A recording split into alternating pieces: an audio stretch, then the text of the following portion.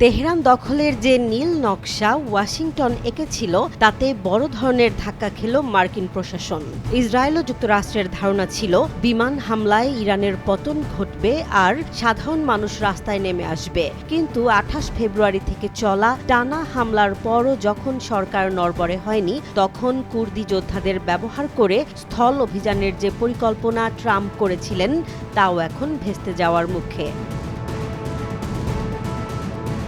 মার্কিন president Donald Trump ও তার মিত্ররা আশা করেছিলেন ইরাকে অবস্থানরত কুর্দি যোদ্ধারা ইরানে ঢুকে শাসন ব্যবস্থা বদলে দেবে, কিন্তু সেই স্বপ্নে জল ঢেলে দিলেন কুর্দি কমান্ডাররা। কুর্দিস্তানের পেশমার্গা বাহিনীর প্রভাবশালী মেজর জেনারেল শিরওয়ান বারজানি সাফ জানিয়ে দিয়েছেন, ইরানের ওপর কোনো ধরনের হামলা চালানোর পরিকল্পনা তাদের নেই। দীর্ঘদিনের মিত্র যুক্তরাজ্য, ফ্রান্স ও জার্মানির মতো দেশগুলো যখন একে একে ট্রাম্পের দিক থেকে মুখ ফিরিয়ে নিচ্ছে, ঠিক সেই মুহূর্তে কুর্দিদের এই অবস্থান যুক্তরাষ্ট্রকে রণক্ষেত্রে একা করে দিল।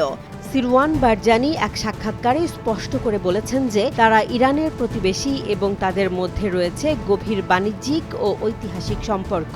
যদিও গত কয়েকদিনে ইরানি হামলায় তাদের বেশ কিছু সদস্য নিহত হয়েছে, তবুও তারা যুদ্ধে জড়াতে আগ্রহী নয়।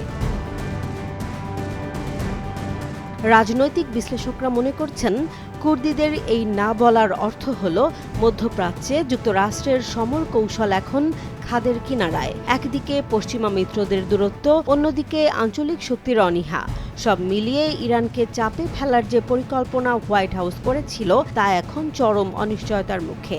কুর্দিদের এই সিদ্ধান্ত কেবল ইরানের জন্য স্বস্তি নয়, বরং মার্কিন কূটনীতির এক বড় পরাজয় হিসেবে দেখা হচ্ছে। জেসমিন জাহান, নিউজ ডেস্ক, জনবাণী।